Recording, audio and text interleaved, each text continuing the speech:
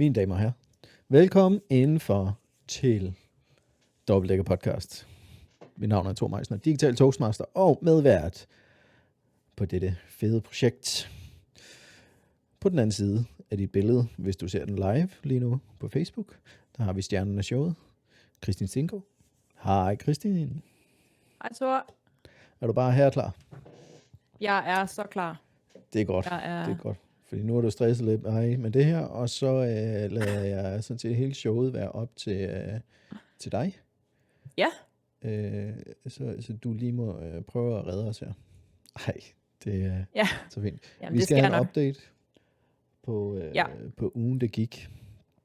Og jeg håber, jeg har trykket rigtigt. Jeg sidder lidt og stresser over, om jeg har trykket rigtigt på alting, så vi også husker at optage, så vi kan udgive den. Og det hele bare bliver smadret godt. Ellers, så må vi lave en ommer en af dagene.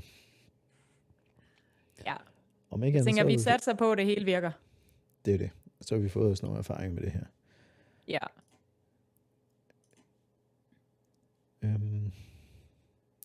Vil du ikke lige give os en update? Fordi nu så jeg, at du har restitutionsdag. Kan det passe? Ja. Hvor er vi henne i programmet? Jamen, vi er henne i programmet, og der er 3 måneder og 7 dage til at starte. Og den er meget præcist, fordi det er den første dag, så er det nemt at holde styr på. Og den uge, vi lige har været igennem, den har været lang, rent træningsmæssigt, og mange opgaver og arbejde og alle mulige praktiske ting. Så jeg har fået kørt en masse timers træning igennem. Og jeg synes, vil du lige sige noget? Ja, jeg skal lige have dig ind i billedet. Har du den op på din telefon, så du kan se, hvordan du selv sidder i frame? Nej. Prøv at tage den op på din telefon, så du selv kan se, hvordan du sidder i frame. Og det kan jeg da godt se. Ja. Så hvad vej skal jeg så dreje den? Nej, den anden vej. Den anden vej. Sådan der. Sådan. Og så skal jeg da til at dreje den der mikrofon ind. Sådan. Nej, mere den anden vej. Nej, det er for meget. Knapperne skal pege mod din næse. Ja, de er der sådan. Nu. Så, og det er det der live, og mine damer her, det er den her, vi plejer at gå igennem hver mandag, når det er. Hvordan er det nu, hvilken vej der skal pege, hvor skal jeg sidde? Så undskyld, jeg afbryder. Ja, det er helt okay. Ja, det tekniske er jeg ikke så skarp på. Så, jamen, 3 måneder og 7 dage. Så rent formmæssigt, der synes jeg er der. I sidste update snakkede vi jo om indstilling af cyklen. Og der har jeg jo været nede ved Mads Frank, som alle her i Odense havde anbefalet. Og jeg havde en forventning om, at jeg skulle ned og have sådan en Infinity-seddel, som vi snakkede om, uden helt at vide, hvad det var. Lad os bare sige det sådan, da det var, jeg kom derned, og så han viste mig sadlen, så kunne vi sagtens konkludere, at det var ikke den sadel, jeg skulle have. Fordi den er ikke lavet til den er ikke lavet til en tricykel på den måde. Det var for meget, der var simpelthen for meget sadel. Okay. Men han havde, jeg tror han fortalte, han havde over 100 sadler til tricykler, og jeg fik prøvet 2, og har fundet en, der passer. Som I også, jeg har lagt nogle billeder op af den på story. Og den er blevet testet, og allerede nu sidder jeg meget bedre på cyklen. Jeg sidder roligt, og jeg kan finde ro i at sidde. Jeg både køre 2 runder i fredags, uden problemer overhovedet, uden at have gener overhovedet. Det er omkring 145 kilometer. Så det var meget positivt. Og så har jeg fået justeret lidt på mit styr, så jeg har fået en anden vinkel på min arm. Og det var egentlig de 2 ting, der blev ændret på. Temmelig væsentlige ting, men ikke super meget justering. Fik også sat sadlen lige et par millimeter ned. Men det her, det er den position, jeg kommer til at køre med. Jeg skal lige have den opdateret igen i starten af juni. Bare lige for at tjekke, at det er, som det skal være. Men jeg er meget positiv, og det var godt givet ud lige ind forbi at få justeret de ting. Fordi som vi snakkede om sidst, altså et sædesår, det kan slå mig helt ud. Altså hvis jeg ikke kan sidde på sadlen, så kan jeg ikke cykle. Det er umuligt. Så hvis man endelig skulle komme med sådan noget, så skulle det helst først være på en af de sidste dage. Så du må hvile dig. Ja, for jeg kan godt, altså, det er jo ikke utænkeligt, at der sker et eller andet, at der vil være lidt slitage ved at sidde så mange timer på cyklen. Men det skal ikke være allerede på dag 2, fordi så jeg har god erfaring fra, hvad jeg skal bruge af alt muligt creme og halløj, til at passe og pleje og sådan noget. Så den, og sammen med en ny sadel, som egentlig er fornuftig. Altså, som han også sagde dernede, jamen du vil jo ikke sidde perfekt eller behageligt. Det er en sadel, den er ikke lavet til, at du skal sidde der så mange timer. Så du skal selvfølgelig være vant til, at det må gerne gøre lidt ondt. Altså, ja. Det må gerne være lidt, det må bare ikke blive mere end det. Nej. Så bliver det bliver en af de primære grunden til, at du er nødt til at holde pause. Om det gør for ja, jeg skal lige rejse mig. Så cyklen så cyklen er ved at være der. Ja. Og det er positivt. I forhold til min også, altså svømningen er også godt. Jeg synes egentlig, det kører, sådan som det nu kan gøre. Jeg er jo igen opmærksom på overbelastninger, på at få hvilet alt det, jeg kan, og spise det rigtige, og ja. Og i den forbindelse har jeg også ham, Kasper Bilton, som jeg snakkede om sidste uge, han var lige forbi fredag morgen, og han er ved at teste nogle energibarer af, og noget sportsdrik hjemmelavet, så det bliver optimalt og så naturligt som muligt, og også så simpelt som muligt.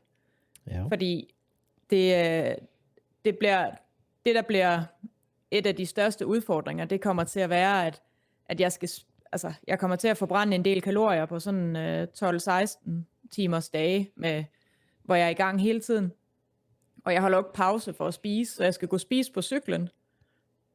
Og derfor så kræver morgenmad og aftensmad, som er 5:00 om morgenen og 11:00 om aftenen måske, dem spiser jeg hjemme. Men ellers så resten af timerne, der sidder jeg på min cykel. Jeg stopper ikke for at spise. Nej. Så det kræver også, at det er nogle, at det der er i de ting, jeg spiser, det er de rigtige ting. Og der er kalorieholdigt, så der er, at jeg ikke skal spise hele tiden. Hvornår stopper du så? Fordi jeg havde da forestillet mig, at store måltider eller sådan noget, at du lige måtte stoppe bare lige i kvarter og fyre noget i hovedet, og så... Nej, altså det eneste tidspunkt, jeg stopper, det er, hvis jeg 7-13 punkterer, eller hvis jeg skal på toilet. Nå. Så pauserne, er min erfaring, at pauserne, de er simpelthen for drænende for mig. Og det kan godt være, at der kommer en pause. Ja, det er simpelthen for svært at komme i gang igen, og når jeg ved, at jeg skal sove om natten, så prioriterer jeg også at være i gang hele dagen. Det der med at få, da jeg kørte 10 Ironman, fik jeg behandling i løbet af dagen, og det var også okay, men der var simpelthen for stor, det var så svært at komme i gang igen. Jeg brugte rigtig lang tid på at komme i gang igen. Og jeg vil hellere have behandlingen om aftenen. Heldigvis har jeg nogle behandlere, som er meget large, som har lyst til at komme her sent om aftenen. Så da jeg kan blive behandlet, om det er zoneterapi eller kiropraktor, eller om jeg skal masseres, eller min kropsterapeut kommer, så kan jeg så gå i seng bagefter og hvile mig. Så jeg ikke skal ud og bare køre videre på den krop, der allerede er fuldstændig smadret. Så det er... Ja, så det er også det, jeg er ved at teste af nu. Fordi den uge, jeg har nu, den er så restitution primært. Og det er meget sjældent, at jeg sådan siger højt, at nu har jeg en restitutionsuge, faktisk. Der bliver tit spurgt ind til hviledage og sådan noget. Men jeg ved også, at jeg var træt her i weekenden. Jeg har været på arbejde og været tidligt op, og har måske ikke fået sovet helt optimalt. Så det var godt givet ud i dag. Jeg fik også en middagslur i dag. Det var også... det er heller ikke sådan helt normalt, men det var meget rart, og det gav hele sig selv. Ja. Så den her uge bliver lidt mindre træning, og lige få afsluttet nogle... Du tænker mindre sjov, træning, hvad betyder det? Ja, restitutionsuge. Men jeg går lige fra 40 træningstimer til 32 i stedet for. Så slapper jeg lidt af. Jeg har ikke sådan helt timeantallet på den her uge, fordi jeg mærker også lige efter. Ja. Og hvis jeg lige har brug for en roligere løbetur eller noget, så tager jeg det i stedet for. Okay. så det er ligesom det, der er det primære. Jeg skal lige have, som jeg lige nævnte til dig, inden vi begyndte, så har jeg lige været ved min zoneterapeut her over i Kolding, og hun, det første, hun sagde, du skulle huske at spise noget mere, for jeg synes, du ser lidt tynd ud. Så jeg er også lige blevet mindet om det, at jeg skal huske at spise. Selvom jeg synes, jeg spiser hele tiden, så ser hun det på en anden måde, end jeg gør, fordi at jeg er altid så kritisk. Men hun holder øje med mig og behandler mig, så hun kan jo ligesom se udviklingen. Det er jo nødt til også at fylde depoterne på, jo. Ja, bare lige med 50 kalorier plus om dagen, ikke? Ja, hvis du kan. Det er det. Ja. Det er det. Ej, det er og det er jo den der snak, vi har haft før, det er ikke helt nemt, fordi jeg også er så kritisk omkring det, og har lidt issue med mad og vægt og alt sådan noget. Ja. Så, så det bliver en hvile, eller en hård uge i sidste uge, og en hvileuge den her uge, fordi jeg gør klar til uge 19 og 20, som jeg kommer til at fortælle om, når der er altså også hver dag, tænker jeg, er noget, der hedder Hell Week, som jeg er stor fan af. Og som ordet lyder, så er det mega fedt. Ja, et par test. Og sådan rigtig, og det er sådan en test, du ved, det er ikke bare, altså når andre kører testuger, så er det en 5 km løb og en 20 minutters watt-test. Jeg har 3 gange, eller i alt nok 6 gange 12 timer på cyklen, og 4, 8, 12 timers løb, og alt sådan noget, altså, og 3 timers svømning, og ja. Så det bliver sådan lige, bare lige for at presse, lige se, hvordan reagerer kroppen, hvordan reagerer hovedet, og hvordan optimerer jeg bedst på min mad, og på min søvn, og på min behandling. Og så lige teste alle de der praktiske ting af, hvor meget kan jeg have med på cyklen, når jeg, i forhold til energi og mad, og ja, alle de der. Hvor kan jeg stå af, hvis jeg lige skal tisse? Er der et godt sted, jeg lige kan gemme mig bag en busk? Eller, ja. Det er også nogle ting, jeg skal forholde mig til. Ja. Så, ja. Jamen, så kommer vi jo lige rundt om det praktiske, kan man sige. Ja, det er lidt praktisk. Ja. Eller i hvert fald den fysiske del af det. Ja. Hvordan med det psykiske check-in? Ja, det psykiske check-in, den her uge har været, jeg havde behandling i tirsdag, så der skete lige nogle ændringer tirsdag morgen, som gjorde, at jeg lige fik et virkelig uhensigtsmæssigt opførsel, og bare blev mega dum at høre på, og var klar til at melde afbud til det hele. Jeg skrev et opslag om det, sådan inde på min profil omkring det senere på dagen, fordi at jeg synes også, det var vigtigt at dele, at det sker, og der har jeg brug for hjælp til at lige komme ud af det, og brug for at blive mødt i, at nu har jeg det svært, fordi der skete lige en ændring, som jeg ingen kontrol havde over, og det gjorde, at jeg havde lyst til bare altså, man kan sige det groft, hvis jeg ved cykle, så har jeg haft lyst til bare at smide cyklen i grøften, og så bare sætte mig ned og tude, ikke? Ja. Og det er ikke særlig hensigtsmæssigt. Men for mig blev det simpelthen, jeg kunne bare ikke rumme det. Jeg kunne simpelthen ikke finde ud af, at den ændring, det var lige i forhold til noget praktisk med hverdagen og børn og sygdom og sådan noget. Det kunne jeg simpelthen ikke lige finde ud af. Der blev jeg lige Kristin 5 år og bare fik lyst til at opføre mig som en på 5, ikke? Og det gjorde jeg nok også lidt. Og det skete lige en time før jeg skulle ind til behandling inde i psykiatrien. Og jeg var ved at melde afbud, men vidste også godt, at det skulle jeg ikke gøre. Nej. Så det fyldte lige lidt.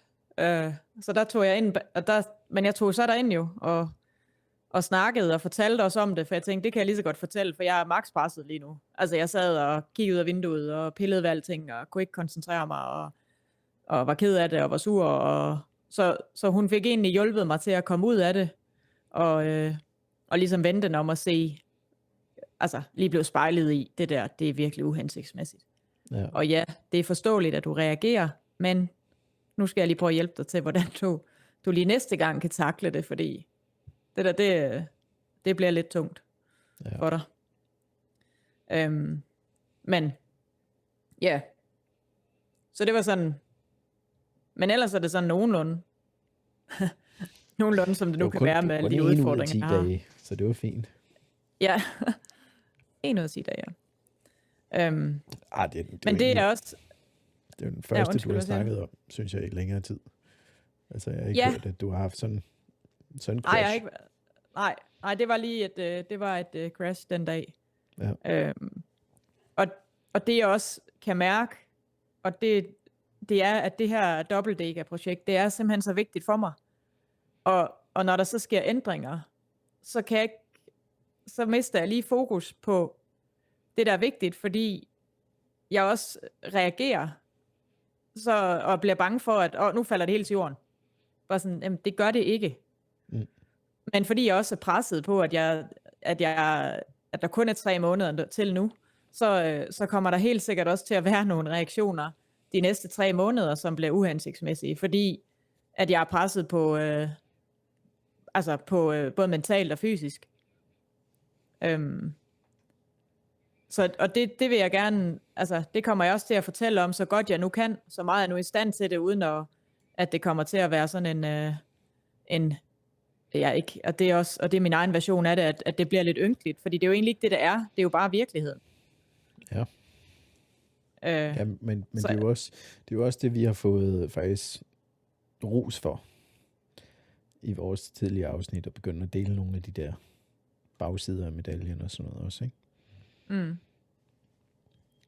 Ja, og det er jo lidt bagsiden af medaljen, fordi det jeg har nemt ved, det er, hvis det bare kører. Hvis jeg ved, at du står op 7:00, så cykler du 7:30, så cykler du ind til 20:00, og så er det. Så spiser du, så går du i seng. Det kan jeg rigtig godt forholde mig til, selvom at det er mega hårdt. Men hvis der så lige sker et eller andet, så får jeg svært ved at forholde mig til det, fordi en eller anden ændring.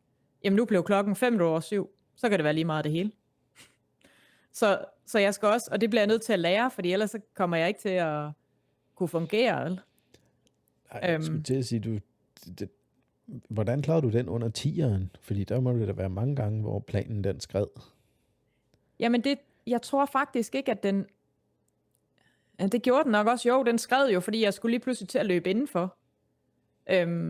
Men der tror jeg også, at målet blev så vigtigt for mig, og jeg var ikke rigtig i stand. Og det kan også være, fordi jeg var blevet så træt på det tidspunkt, at de bare sagde, jamen det gør vi. Så jeg sagde bare okay. Ja. Okay. Så det tror jeg faktisk er derfor. Og jeg tænker heller ikke, det bliver sådan under deka, at så bliver det lige meget, men det kan blive det i min hverdag, hvis det er, at det bliver, at der er et eller andet, der ændrer sig, så det er, at altså, det er også derfor, jeg har et ur, der ringer hver dag, der vækker mig. Jeg kan ikke bare sove. For jeg har brug for at have kontrol over, hvornår jeg skal stå op. Ja. Det kan jeg da ikke bare overlade til tilfældighederne. Det er fuldstændig tosset jo. Det er jeg ellers rigtig god til. Ja, det er jeg virkelig dårlig til. Ja. Jamen det tør jeg ikke. Du sagde noget før, som jeg egentlig synes er lidt interessant at tænke over, og måske bruge lidt i en metafor eller sammenligning, ikke? Hvor meget ens egne tanker og humør, det spænder ben for en, fordi man egentlig har det godt. Men når du er helt derude, hvor du er så presset, at der er ikke plads til tanker og humør, så er det ikke et problem. Nej. Nej, det er det ikke. Og jeg kan huske, efter jeg havde lavet 10, der var jeg sådan lidt, jeg kan ikke bare komme tilbage dertil. Fordi det var bare så befriende. Jeg skulle stå op, jeg skulle cykle hele dagen, og så når jeg var færdig 11:00 om aftenen, så gik jeg i seng. Ja. Er der noget i det, som drev, at du tænkte, at jeg skal lige lave 20? Er det noget af det? Ja, meget. Ja. Der er meget af det, der også drev det. Det der vil jeg gerne lige mærke igen. Den der ro, den der fred vil jeg gerne lige have igen. Ja. Jeg havde det også sådan, da jeg havde det der 12-timers løb her i februar måned. Jeg var helt ro ved den dag, fordi jeg vidste, da klokken var 6 om morgenen, der skulle jeg bare starte med at løbe. Ja. Og så vidste jeg, hvad jeg skulle i 12 timer, og der var ikke noget, der kunne ændre sig. Nej. Det var der heller ikke noget, der gjorde, så det var heldigt. Hvad var det indenfor den dag? Ja, det var indenfor. Ja, okay. Fordi det kræver jo noget support. Det kræver jo lige nogle mennesker rundt om, der kan gribe dig, hvis det går galt. Ja. Og det er jo også meget pæn metafor for hverdagen med mentale udfordringer. Ja.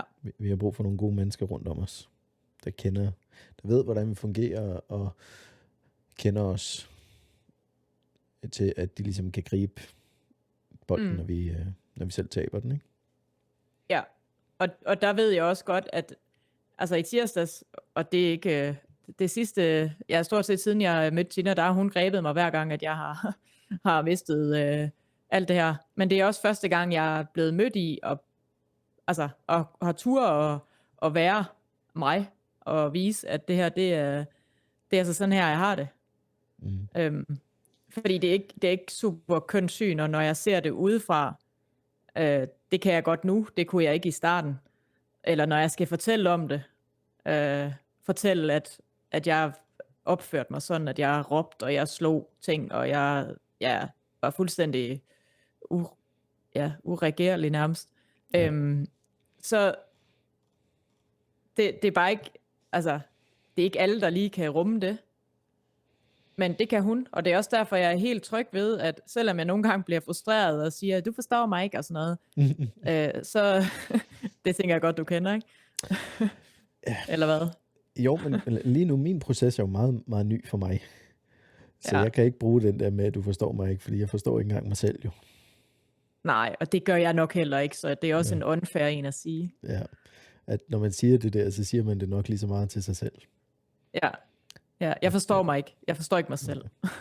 Ja, det jeg prøver at sige til dig, det er, jeg forstår godt, du ikke forstår mig, fordi at jeg kan ikke forklare det, for jeg forstår det ikke engang selv. Nej, præcis. Ja. Og tilbage til det, så ved jeg også, at altså, jeg ved, hun er der hver eneste dag, når jeg skal lave de 20 Ironman, og hun var der også, da jeg lavede de 10. Og det gjorde bare en kæmpe stor forskel. Fordi der bliver jeg lige mødt, og det gør jeg selvfølgelig også af mine andre hjælpere, og jeg ved også, at de skal også nok gribe mig. Det er et team, der står bag det. Altså, jeg kunne ikke gøre det alene. En ting er det praktiske, men også den mentale del, jeg vil ikke være i stand til at styre det, hvis jeg ikke havde nogen, der lige guidede mig lidt. Nej. Og lige stoppede mig, når det var, at jeg gik i selvsving, og motiverede mig, når det var, at jeg også, altså, jeg kan også godt blive træt og tænke, det er lige meget det hele.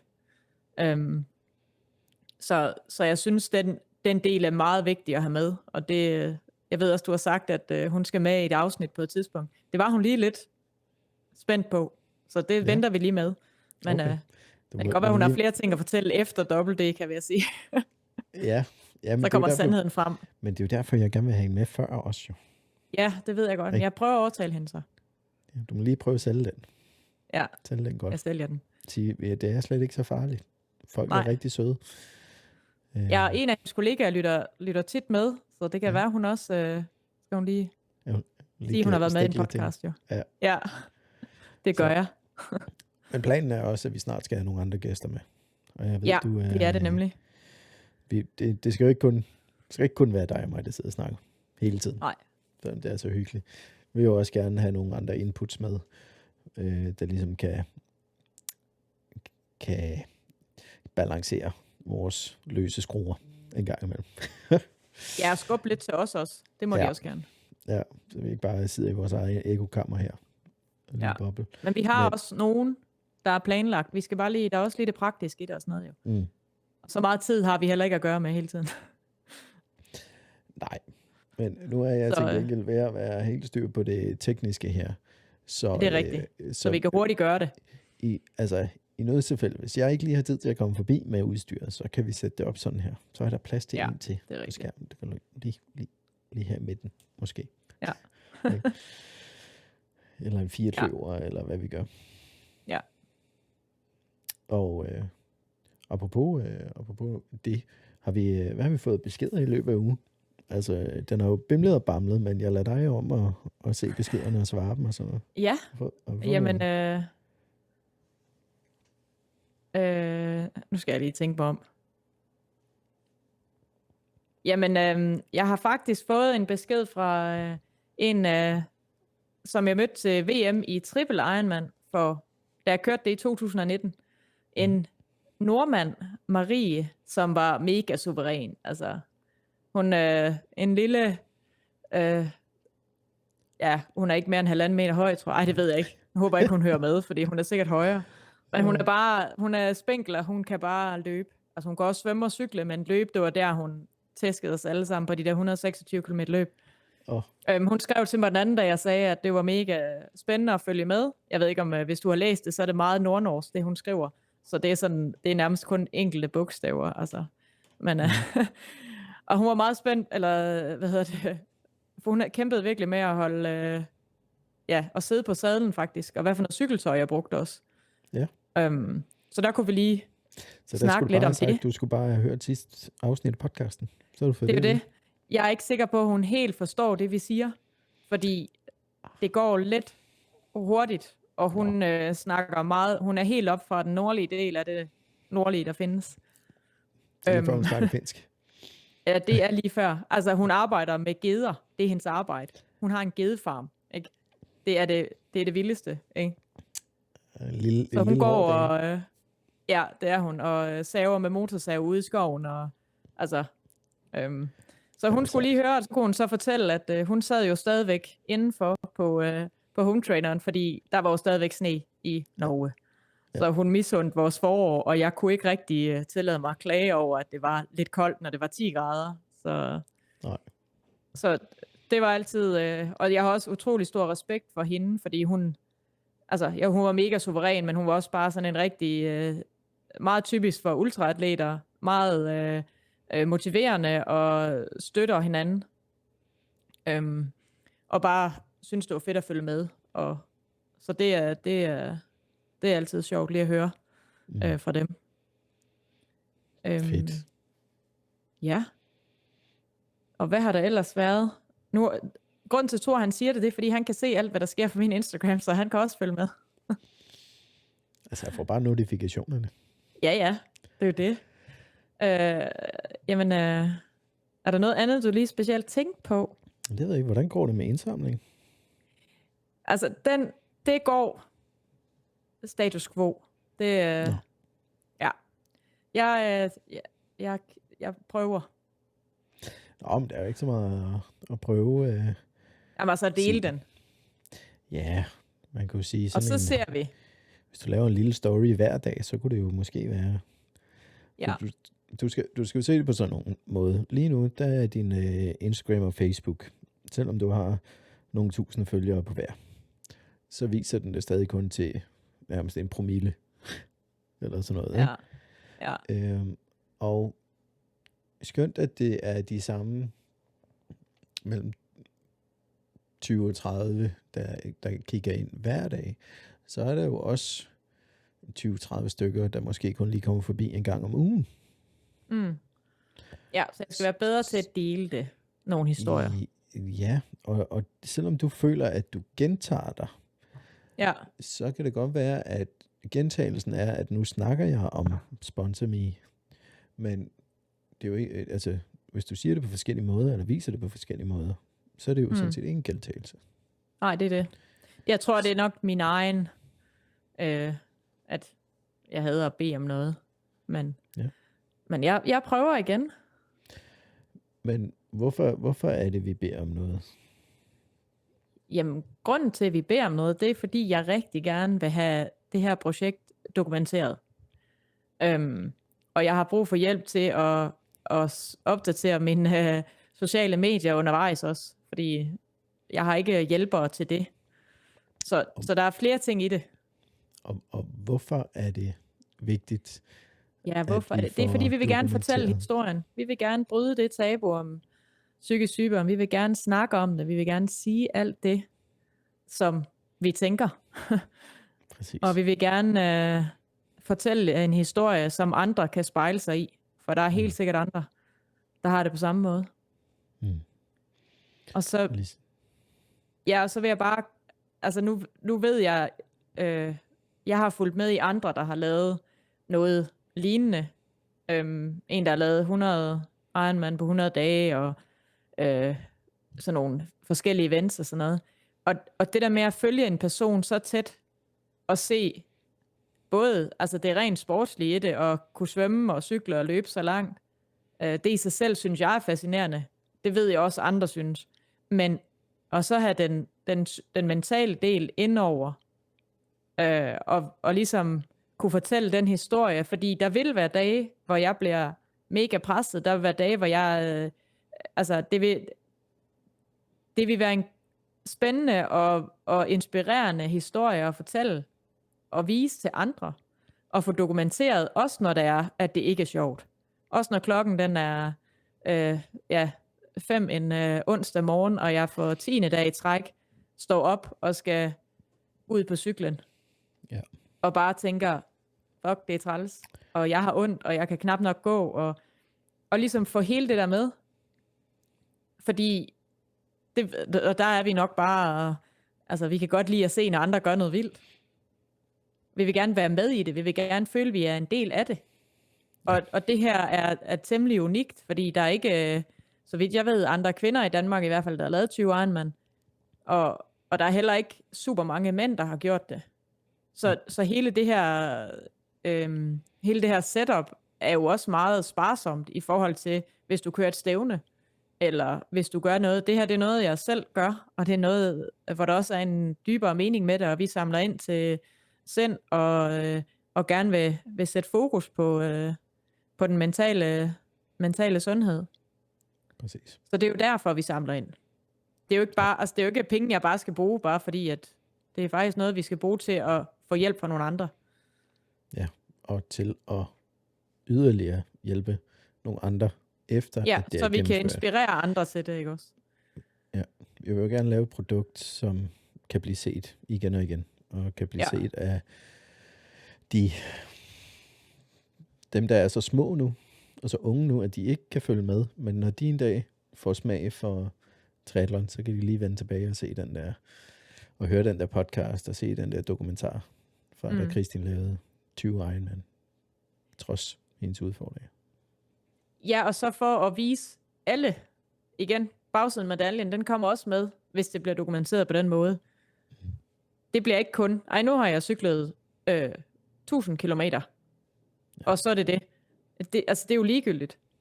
Ja. Det er jo ikke den sjove del af det. Den sjove del er jo, ikke den sjove, men den spændende del er jo, okay, og hvor er du henne? Hvordan har du det?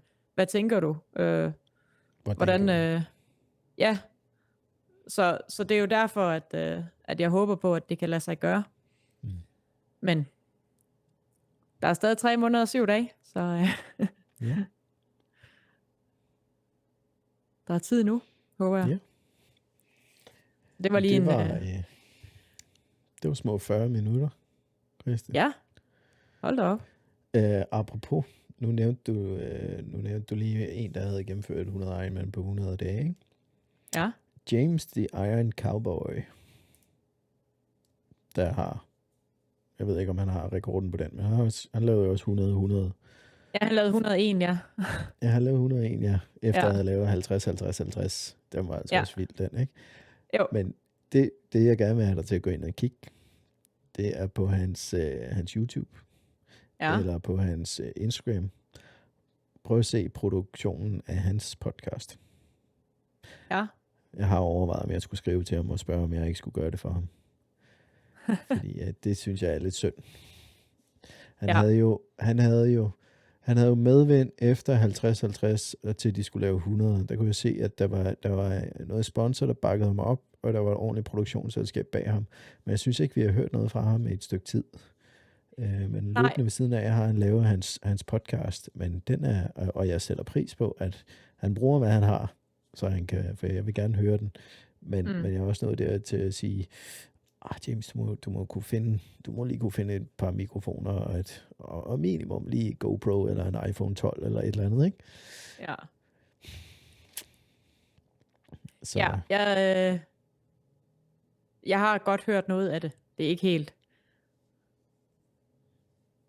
Men det jeg også savnede, nu har jeg ved ikke, om han har lavet et klip, altså en dokumentar om de 100. Har han det? Jo. Jeg købte den på hans hjemmeside. Okay. Så jeg tror faktisk, jeg har den et eller andet sted. Ja, jeg synes også, jeg har set noget af den, men det er jo netop det, jeg gerne vil fortælle. Altså, fordi jeg sad og fulgte med hver eneste dag, og så han svømmede og alt sådan noget, og det var fint, men det var jo, når vi kom tæt på ham, og han fortalte, når han var presset, og der kom alle de der historier ud af det. Ja. Som normalt ikke bliver vist, ikke? Og som ikke andre ser end dem, der er lige tæt på. Og hans store datter var rigtig, rigtig god til at hjælpe med at dække. Hun var mega sej. Altså hun overtog ligesom hans sociale medier, hvor han var i gang. Ja, hun var for vild, altså. Og det er jo lidt hen af det, noget af det, vi har brug for. Ja, vi har brug for en ung person, der lige har sådan lidt overskud, og som bare synes, at triathlon, det er mega fedt, og har tid til at rende rundt i hælen af mig i nogle dage. Mobiltelefon og en powerbank, så kører vi. Ja. Bare give den gas. Så. Men vi skal nok finde en god løsning, når det er, vi arbejder på sagen. Ja. Jeg tænkte, nu officielt, så slutter vi lige optagelsen af podcasten her, med mindre at vi bliver overrendt af spørgsmål på den live, som vi er gang i. Hvilket jeg ikke gør. Men lige de sidste uger til podcasten i hvert fald, fordi så redigerer den af her, og så kan vi lige blive hængende lidt og snakke lidt om det her live-format. Og hvad vi gør. Så siger du tak for i dag. Ja, tak fordi I lyttede med. Nu har jeg slet ikke fulgt med, men jeg håber, nogen har set det. Og så kan I alle sammen lytte til den ende på der, hvor I hører podcast. Og så vil jeg bare sige tak for i dag, og jeg glæder mig til næste update. Yes.